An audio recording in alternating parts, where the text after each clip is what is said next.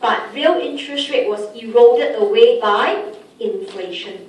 Okay, so row 1 and 2, very, very easy. Okay, but let's look at the third row, which actually tells us real interest rates can be negative. But be very careful, you are still earning your 0.2 equivalent to $20 interest earning. But when you took out the money 1 year later, things are 1% more expensive, which means your $20 couldn't buy you any movie tickets. On top, you have to top up. That's the meaning of minus 0.8 real interest rate. Alright, the lender or the depositor cannot afford to buy any goods at all. So that's the meaning of negative real interest rate. Okay, so at this juncture, we could see nominal interest rate is positive, but real interest rate can be negative. It simply means you eroded away your purchasing power. Okay? However, row number 4, this is what examiners want you to explain to show that what if now you have negative inflation rates. Okay? Instead of prices going up, prices generally fall. So when you take the price of 2 period, it comes with a minus sign. So mathematically, it is 0.2 minus a minus 0.1 to give you 0.3. And if you compare across, this seems to be the highest returns in real terms. Previously, we are only getting 0.2, 0.1. Now this is the highest. Shouldn't we then, as a saver, alright, or a lender, deem this as favorable? I took out my $20. I realized I can buy more than 2 movie tickets. Right? My purchasing power has gone up. Alright? Should I actually celebrate? Should I actually rejoice that, hey, I enjoy deflation? The answer as given here is a strict no. Deflation is very harmful because you must know what causes deflation.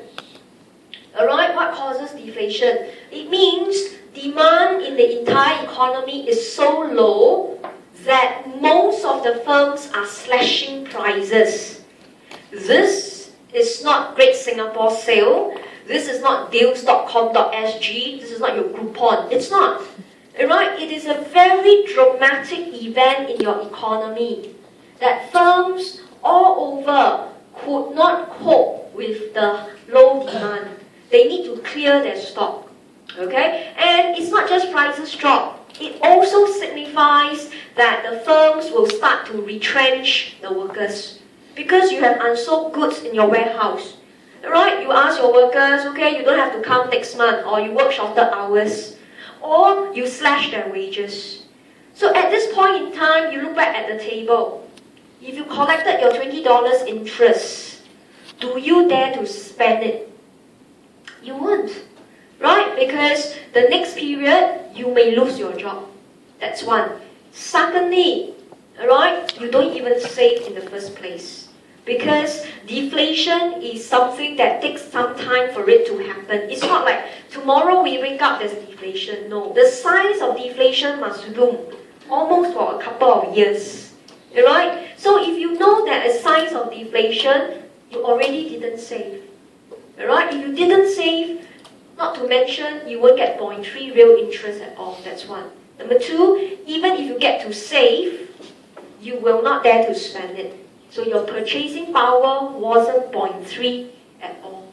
Okay? But what was so devastating about deflation that government all over the world is facing? Do you know government all over the world never dares to put on their news headline deflation? Because the moment you publish its deflation, you are trying to tell the world prices have dropped. What would household do? Right? They saw that the firms are slashing their wages, they are losing their jobs. They will not spend again, they will wait another round. So it became, alright, a quicksand sinking very fast downwards. The moment you announce deflation, household will expect prices to fall further because they know everybody will stay home, everyone will hold up onto their cash. prices will drop further. So such, alright, forward-looking behavior, which is what we studied in consumption theory, right? We look ahead, okay, will push the economy further downwards. And when that happens, government lost total control.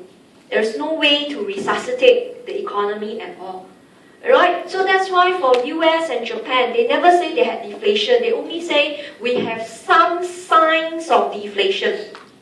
Then next day, the newspaper will report what the government did already. Government will pump liquidity into the economy. Government will show statistics. Oh, certain industry, manufacturing, okay, there was production. You have to quickly coax household about confidence level. They cannot panic. Right? They cannot panic. So they cannot hide information, but they will never say, happily wave the wand and say, I have deflation. Nobody does that. They will just say there are signs of deflation. Okay? Now, you may think that, hey, are you sure or not, Miss Claire, there's no deflation? How come sometimes I read newspaper, they say Singapore certain periods has deflation? Okay? It's true. The period that Singapore has deflation is the Hungry Ghost Festival. Why? Because during those periods, sale of property will go down, volume very low. We all stay at home. So if you take prices over that period, and the Hungry Ghost Festival is usually slightly before or after Great Singapore Sale. So generally when you compare prices, COE prices will drop, housing prices will drop. So when you compare, say, May to July, prices during that period drop, but it's only that period. It's not the entire year. So we don't say Singapore has deflation. We don't. Deflation must be over consistently an entire year's behavior. Okay? So be careful with the term deflation. It's a very ugly word. Every government is trying to avoid it altogether.